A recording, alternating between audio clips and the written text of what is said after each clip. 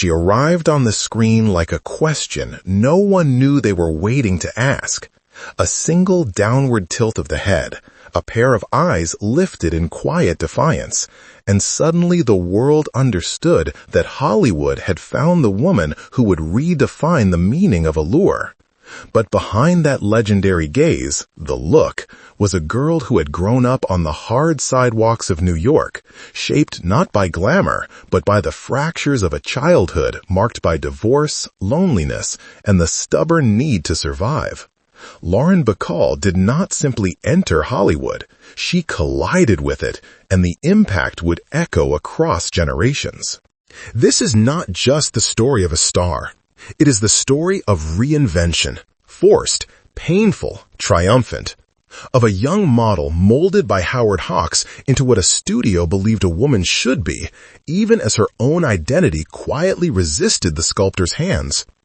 It is the story of a love affair with Humphrey Bogart that became legend, and of the grief that nearly swallowed her whole when that legend disappeared. It is the story of a proposal from Frank Sinatra that shattered almost as quickly as it began, of battles with studio executives who punished her for being outspoken, of political courage in an era when courage had a price. And it is the story of a woman who, when Hollywood tried to silence her, walked onto a Broadway stage and carved out a second crown with her own voice. To understand Lauren Bacall is to understand the beautiful contradictions of Hollywood's golden age, the light and the shadows, the triumph and the cost. This is the journey of the woman behind the gaze, the woman who learned painfully and brilliantly that fame is only noise, and truth is the life she built beyond it. Long before Lauren Bacall stepped into the light of a Hollywood soundstage, she was simply Betty Persk, a child navigating the noisy heartbeat of New York City.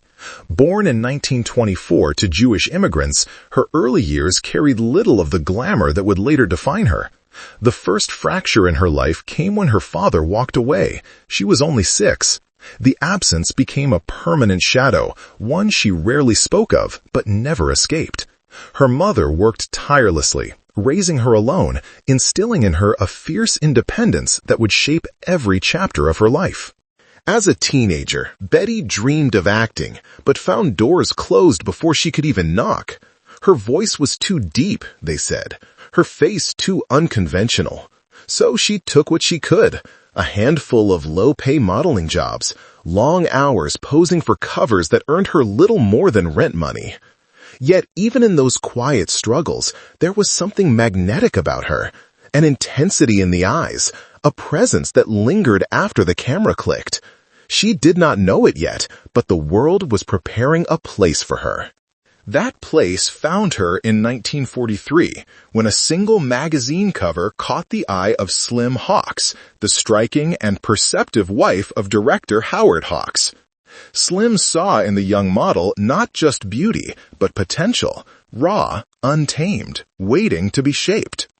She brought Betty to her husband, who decided almost instantly that he could transform the inexperienced girl into a star.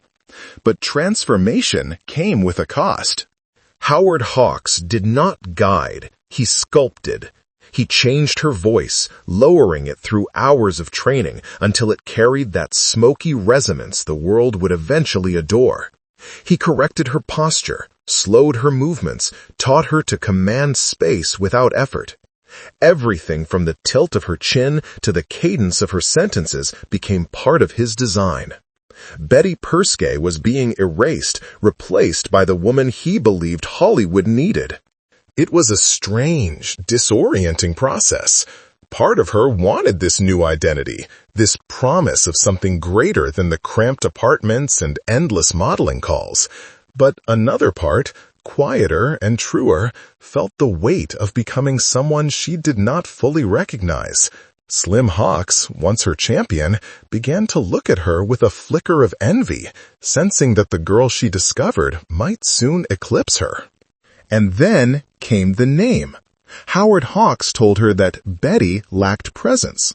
Lauren Bacall, he said, sounded like a woman who belonged on a screen 20 feet tall. With that, the final piece of the persona was set. Betty Perskay vanished. Lauren Bacall was born. The transformation was not merely cosmetic. It altered the way she saw herself. She was learning to move with deliberate stillness, to speak with gravity beyond her years, to carry within her an aura of mystery that others would interpret as confidence. But beneath the newly crafted exterior was a young woman still unsure, still searching for solid ground. Hollywood would soon welcome her with open arms, but not gently. The world was about to see Lauren Bacall as a revelation. Yet in these fragile early days, she was simply a girl trying to understand who she was becoming, and whether the price of becoming her own myth would be worth it.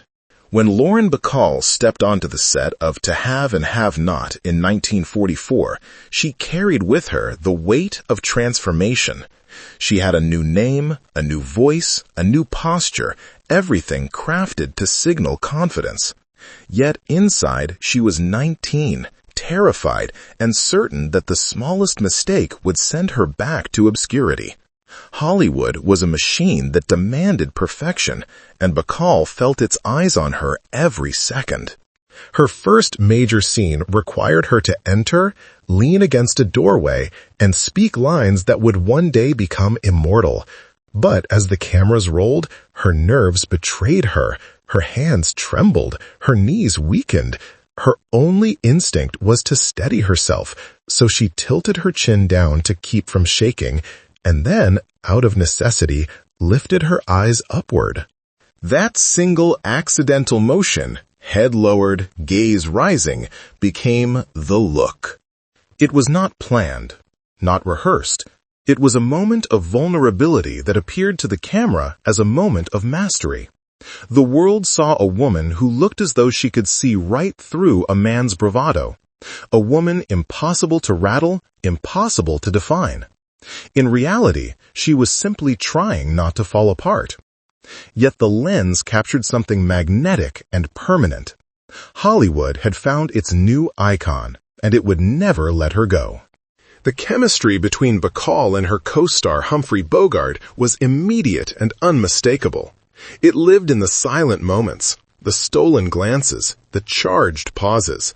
On screen, their lines crackled with wit, but off-screen, an invisible thread had already pulled them together.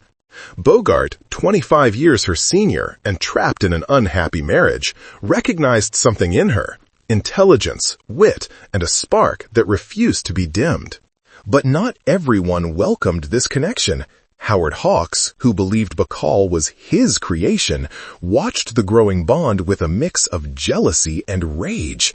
He confronted her, warned her, even threatened to end her career if she pursued Bogart. Yet the pull between them was stronger than fear. Bogart, usually guarded and private, suddenly became her protector, stepping between her and the pressures surrounding them. As the film wrapped, the world outside the studio changed.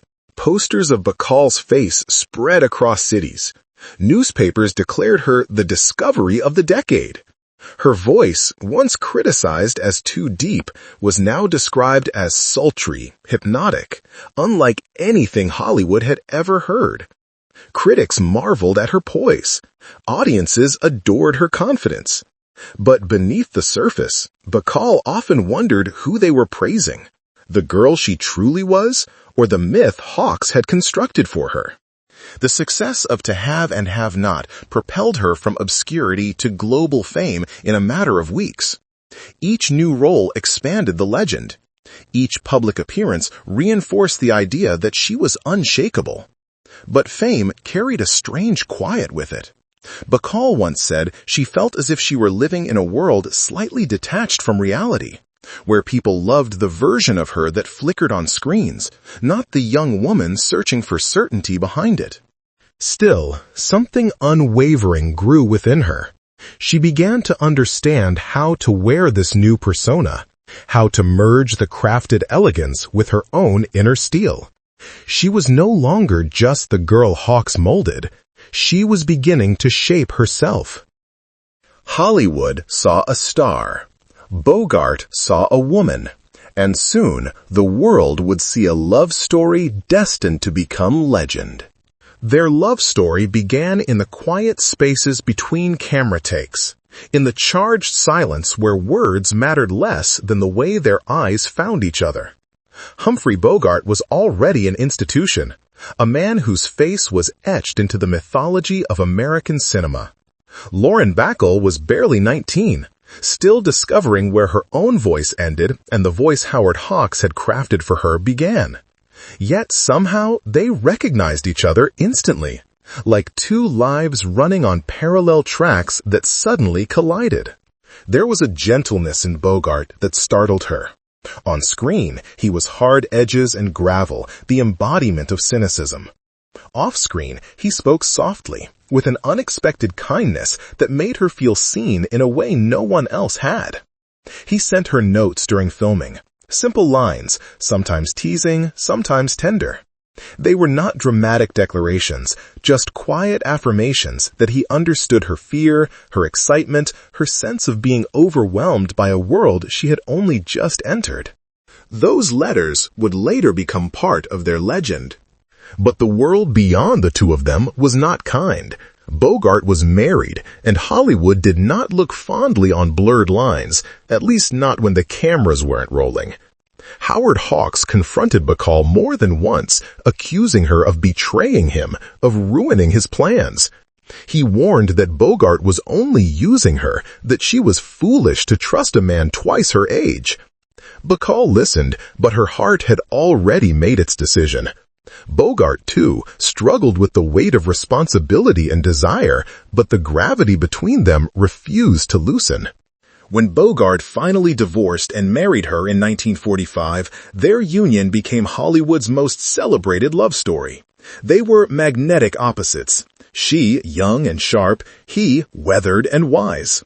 Yet they shared the same dry humor, the same stubbornness, the same sense that fame was fleeting, but love, if nurtured, could endure.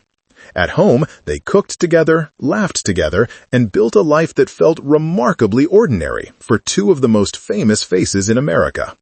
Bacall later wrote that Bogart was the first person who ever made her feel safe. But nothing in Golden Age Hollywood stayed untouched by tragedy. Bogart fell ill in the mid-1950s.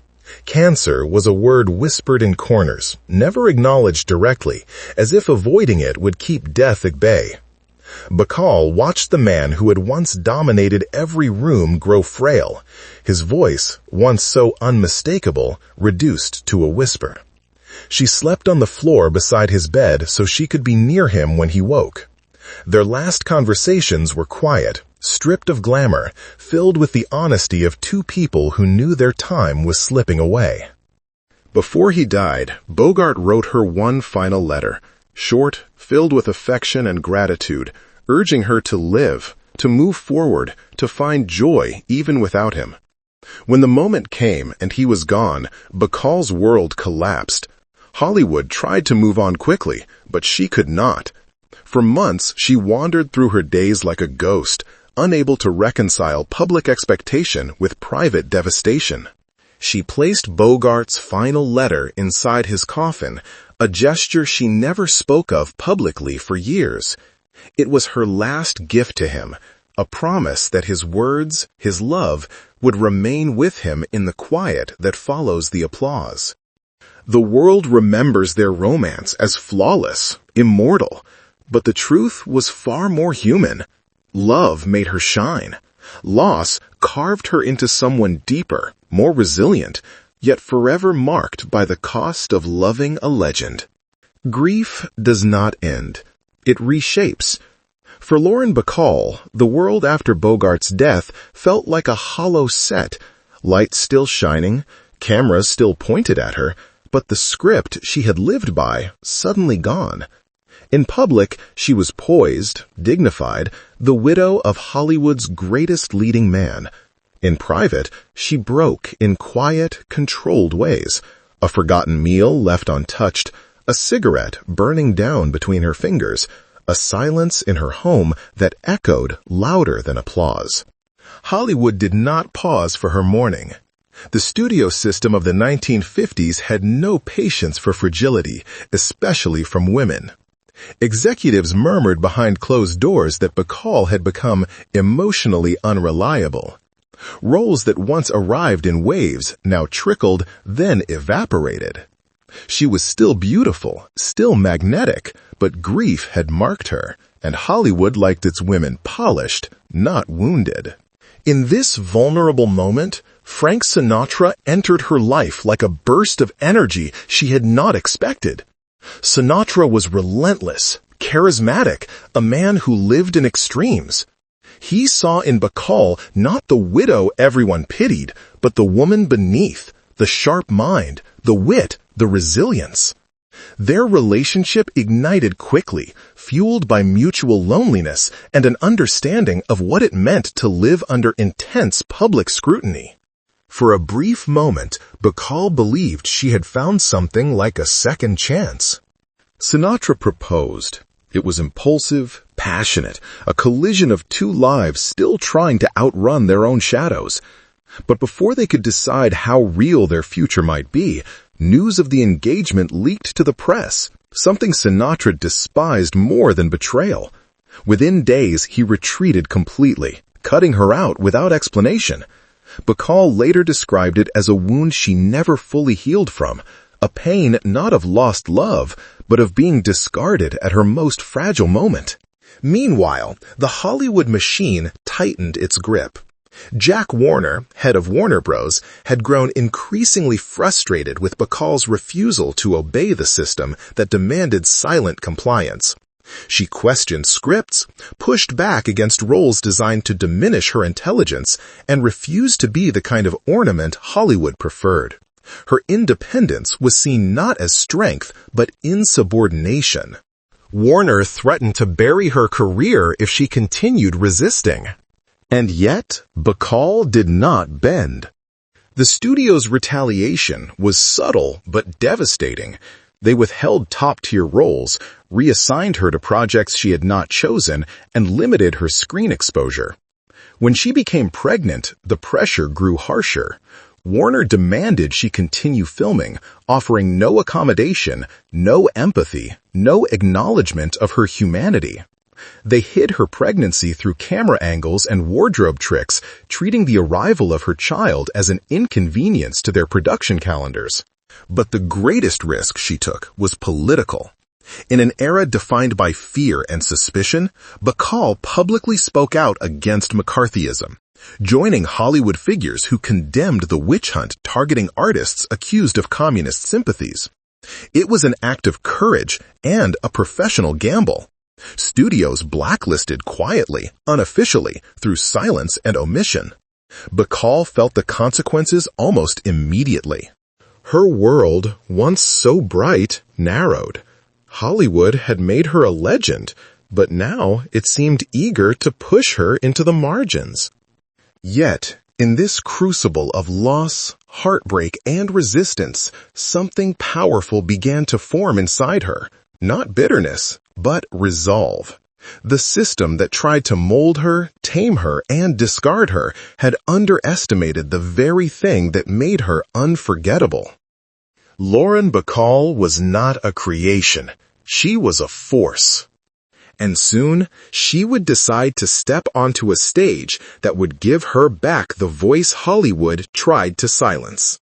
When Hollywood began to dim its lights around her, Lauren Bacall faced a choice that defined the rest of her life.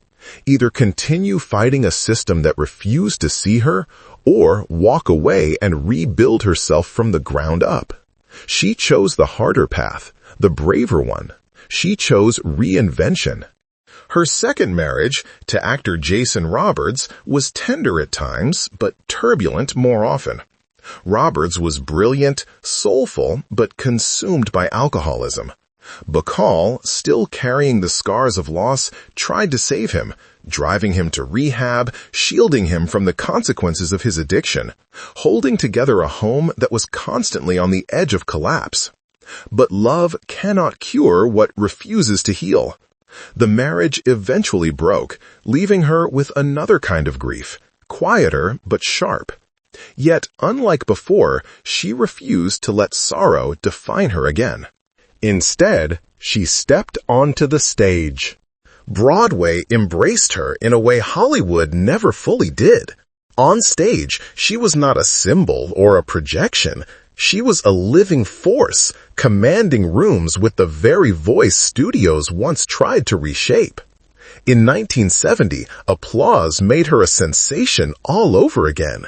She didn't just perform, she set the stage ablaze, earning her first Tony Award. The critics who dismissed her as Bogart's widow or Hawks's creation were forced to admit what she had fought for her whole life. Lauren Bacall was an artist in her own right. A decade later, she returned in Woman of the Year and won her second Tony. These triumphs weren't just accolades. They were reclamations, proof that she didn't need the artificial glow of old Hollywood to shine. She generated her own light. As she grew older, Bacall became startlingly candid about her journey. Her memoir, By Myself, peeled back every layer of myth surrounding her, revealing insecurities, failures, and truths Hollywood never wanted public. The book won a National Book Award, cementing her place as one of the few stars of the Golden Age who dared to tell her story without polishing its edges. She showed the world that beauty and strength are not the absence of scars, but the acceptance of them. But life still had one last test for her. In the late 2000s, Bacall discovered she had lost nearly all her life savings in the Bernard Madoff investment scandal. At an age when most people settle into comfort, she found herself confronting uncertainty again. Yet, she faced this crisis as she had faced every other, with sharp wit and clear-eyed resilience. "I trusted the wrong people," she told reporters. "That hurts more than the money." Even then, she refused to be defeated. In her final years, Bacall lived quietly in New York, surrounded by books, memories, and the echo of a life lived with ferocity and truth. She spoke often about Bogart, not with sadness, but with a soft gratitude. She reflected on her choices, her victories, her failures, and the strange, fleeting nature of fame. "Fame is not happiness," she said. "It's just noise." What mattered to her were the people she loved, the work she believed in, and the woman she became when the lights faded and the world stopped looking. Lauren Bacall entered Hollywood as a girl shaped by others. She left this world as a woman entirely shaped by herself. Her story does not end with a final close-up or a curtain falling on a Broadway stage. The legacy of Lauren Bacall lives in the space between who she was expected to be and who she insisted on becoming. She entered Hollywood as a teenager, shaped by other people's visions, molded by a director's desires, and defined by an industry that believed it could script every breath she took. But she left behind a legacy that belonged entirely to her, unfiltered, unmanufactured, unmistakably authentic. When the world remembers Bacall, they often remembers the icon, the tilted chin, the unshakable gaze, the velvet voice that slipped into film history as effortlessly as a whispered confession. But the woman behind that image was more extraordinary than the myth. She survived the suffocating machinery of the studio era. She endured the loss of the great love of her life. She walked through heartbreaks, political battles, betrayals, and reinventions that would have broken someone with a softer spine. And still, she rose. Her triumph on Broadway proved that her brilliance did not depend on the golden glow of a studio spotlight. Her memoir revealed a courage that few stars of her era possessed. The courage to tell the truth, even when the truth was imperfect. Her final years showed a woman at peace, grounded not in fame, but in the quiet power of having lived life on her own terms. Lauren Bacall once said that all she ever wanted was to be myself, and for that to be enough. In the end, it was more than enough. She was the last great voice of a bygone Hollywood, and long after the lights dim, the echo of that voice will remain.